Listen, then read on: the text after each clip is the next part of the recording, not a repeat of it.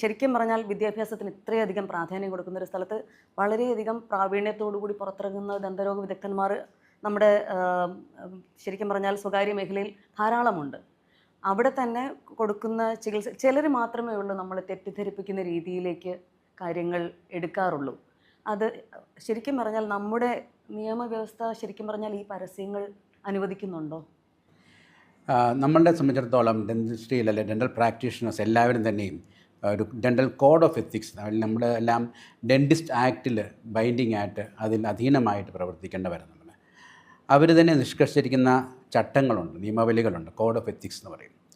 അതിനുള്ളിൽ നിന്നുകൊണ്ട് തന്നെ വേണം നമ്മുടെ പ്രാക്ടീസ് തീർച്ചയായിട്ടും ചെയ്യാനായിട്ട്. ഡെന്റിസ്ട്രി ആരോഗ്യമേഖലയിലെ വളരെ പ്രശസ്തമായ അല്ലെങ്കിൽ വളരെ പ്രമുഖമായ ഒരു ഭാഗമായ സ്ഥിതിക്ക് ഇതിനൊരു ബിസിനസ് രീതിയിൽ ബിസിനസ് വൽക്കരിക്കാതിരിക്കാനും നൈതികമായ ചികിത്സയിൽ മാത്രം ഊന്നി മുന്നോട്ട് പോകാനുമാണ് ഈ ഗൈഡ് ലൈൻസ് നമുക്ക് മാർഗരേഖയായിട്ട് തന്നിട്ടുള്ളത്.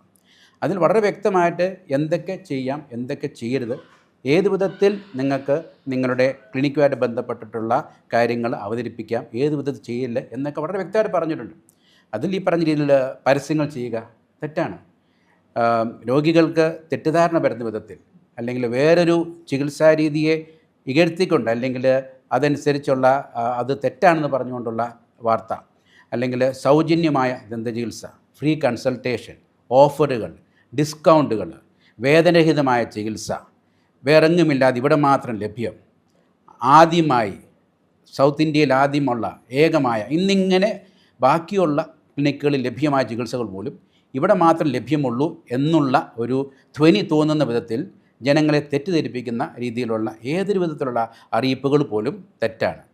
അതാണ് നമ്മളുടെ കൗൺസിലിൻ്റെ കോഡ് ഓഫ് എത്തിക്സിൽ വളരെ വ്യക്തമായിട്ട് പറഞ്ഞിട്ടുള്ളത്.